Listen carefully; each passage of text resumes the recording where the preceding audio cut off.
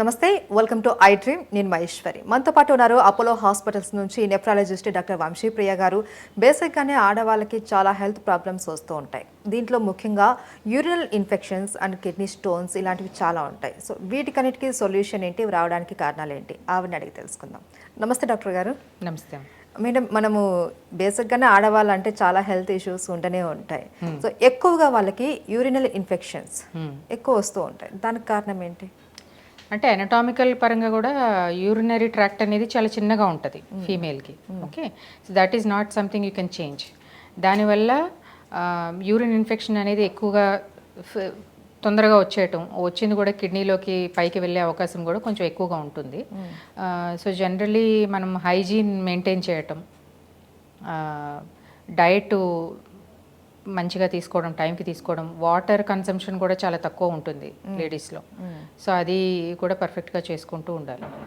బేసిక్గా లేడీస్కి సంబంధించి ఈ కిడ్నీస్కి సంబంధించి ఎలాంటి ప్రాబ్లమ్స్ వస్తాయి? అంటే ఇన్ఫెక్షన్స్ ఎక్కువగా వస్తాయి, యూరినరీ ట్రాక్ట్ ఇన్ఫెక్షన్స్. అది ఎనాటామికల్ కారణాల వల్ల, దానివల్ల మనం ఏం చేయలేము, దానికి ఏమీ చేయలేము. సో ఇంకొకటి కిడ్నీ స్టోన్స్, దీనివల్లే.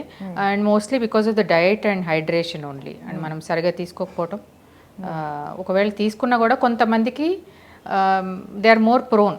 అవి ఎనటామికల్ ప్రాబ్లమ్స్ ఉన్న వాళ్ళు కూడా ఉంటారు. అంటే నార్మల్ ఎనాటమీ ఉన్న వాళ్ళకి వస్తుంది, అలా కాకుండా కొంతమందికి ఎనటామికల్ ప్రాబ్లమ్స్ ఉంటాయి. వాళ్ళకు కూడా కొంచెం ఫ్రీక్వెంట్గా యూరినరీ ట్రాక్ట్ ఇన్ఫెక్షన్స్ వచ్చే అవకాశం ఉంటుంది. అవి మనం కొన్ని పరీక్షల ద్వారా నిర్ధారిస్తాం. It's not very common. ఏదో కొన్ని సంవత్సరాలకు 1-2 ఇన్ఫెక్షన్స్ వస్తాయి, కానీ ఫ్రీక్వెంట్గా యూరినరీ ట్రాక్ట్ ఇన్ఫెక్షన్స్ వస్తున్నాయంటే ఖచ్చితంగా ఏదో ఎనటామికల్ ప్రాబ్లం ఉన్నట్టే. అది మనం ట్రీట్మెంట్ చేసుకుంటే సరిపోతుంది. అండ్ కిడ్నీ స్టోన్స్ కూడా వేరే వేరే రకాలు ఉంటాయంట. కొన్ని వచ్చేసి కాల్షియం వల్ల వచ్చే స్టోన్స్ అనేసి అంటూ ఉంటారు. ఇంకా అంటే ఇలా ఎన్ని రకాల స్టోన్స్ వస్తూ ఉంటాయి? కామన్గా వచ్చేవైతే calcium stones, phosphorus stones, uric acid stones ఉంటాయి. వేరేవి స్ట్రూవైట్ స్టోన్స్, స్టాగ్హార్న్ క్యాల్కులస్, ఇవన్నీ ఇన్ఫెక్షన్స్, యూరినరీ ఇన్ఫెక్షన్స్ వల్ల ఫామ్ అయ్యేవి. రేర్గా జన్యుపరంగా వచ్చేవి సిస్టీన్ స్టోన్స్ అనేవి సెపరేట్గా అవి ఉంటాయి. జనరల్గా అయితే calcium stones, uric acid stones, phosphorus stones ఎక్కువగా ఉంటాయి. ఈ జనరల్ మెడిసిన్ తోటి మనము ఈ స్టోన్స్ అనేవి కరిగిపోతాయా అండి, లేకపోతే దీనికి ఏమైనా చిన్న చిన్న సర్జరీస్ అవి ఏమైనా చేయించుకోవాలంటారు? అంటే ఫస్ట్ ఆఫ్ ఆల్ స్టోన్స్ రావద్దు, మనకి రాకుండా ఉండడానికి ప్రివెంట్ చేసుకోవాలి.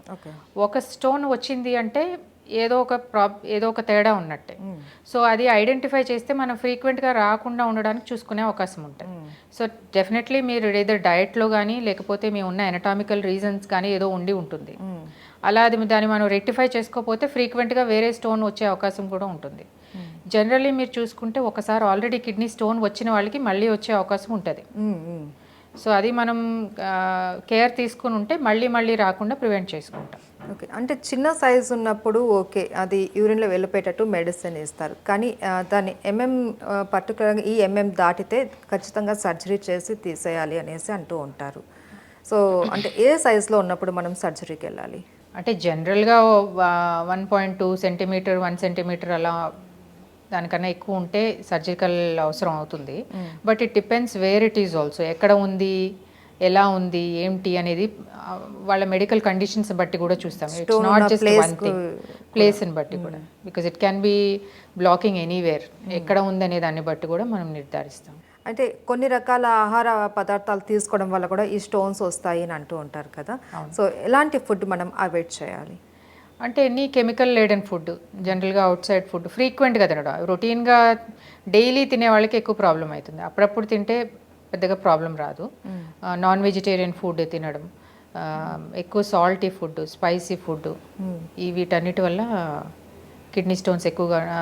సీ ఫుడ్, సిట్రిక్, అవును, ఇవన్నీ తీసుకోకుండా కొద్దిగా జాగ్రత్త. ఆల్కహాల్ ఇలాగా ఇవన్నీ తీసుకునేవాళ్ళు, లేకపోతే బయట వేరే ఏమైనా డ్రగ్స్ తీసుకునేవాళ్ళు, ఇలాంటి వాళ్ళకి కూడా ఎక్కువగా కిడ్నీ స్టోన్స్ అయ్యే అవకాశాలు ఉంటాయి. డాక్టర్ గారు, ఎప్పటి నుంచో వస్తున్న ఒక నానుడి ఏంటంటే పాలకూర, టమాటా ఈ రెండు మిక్స్ చేసి వండకూడదు, కలిపి తినకూడదు అనేసి, నిజమే అంటారా అది? అంటే రెగ్యులర్గా తీసుకోవద్దని చెప్తాము. ఆల్రెడీ ఏమైనా స్టోన్ ప్రోన్ ఉంటే తీసుకోవద్దని చెప్తాము. బట్ రొటీన్గా అయితే అస్సలు తినవద్దు అనేది అయితే ఏమి లేదు. రేర్గా తీసుకోవచ్చు, కంటిన్యూస్గా తీసుకోకుండా. అంతే.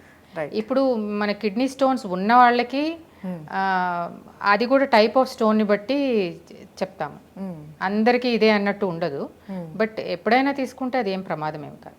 Okay, right. Thank you so much doctor గారు. నమస్తే.